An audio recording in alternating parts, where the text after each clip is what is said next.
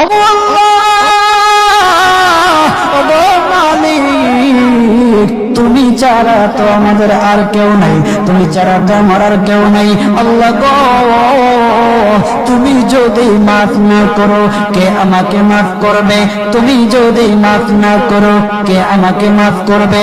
তুমি যদি আমাকে মাফ করো তাহলে তোমার কোনো দিকে কমবে না, তুমি যদি আমাকে মাফ না করো তোমার কোনো দিকে বাড়বে না।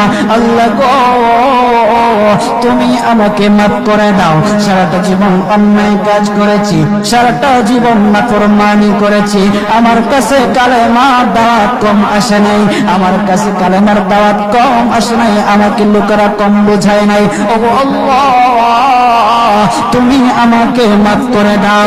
মাফ না করলে কোথায় যাব, কার কাছে যাব?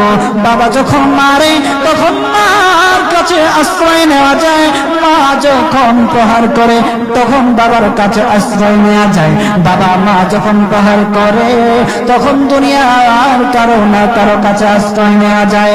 ওগো আল্লাহ, ওগো মালিক, তুমি যদি আমাকে মারো, তুমি যদি আমাকে আযাব দাও, ওগো আল্লাহ, কার কাছে যাব, কার কাছে গিয়ে মাফ চাইব? ওগো আল্লাহ, মেহেরবানি করে মাফ করে দাও। এইরকম কান্না করতেছে, কান্না করতেছে, চোখের পানি তার এমন ভাবে পড়তেছে, দাড়ি ভিজতেছে, দাড়ি ভিজে জমিনের মধ্যে চোখের পানি পড়তেছে, কান্না করতেছে। বান্দাটা কান্না করতে করতে করতে করতে আমার আল্লাহর কাছে এমন গ্রহণযোগ্যতা অর্জন করেছে, মহান আল্লাহ রাব্বুল আলামিন তার ডাকে সাড়া দিয়া তার জিন্দেগির সব গুনাহ মাফ করে দিয়েছেন। হযরত মূসা আলাইহিস সালাতু ওয়াস সালামের যুগের ঘটনা।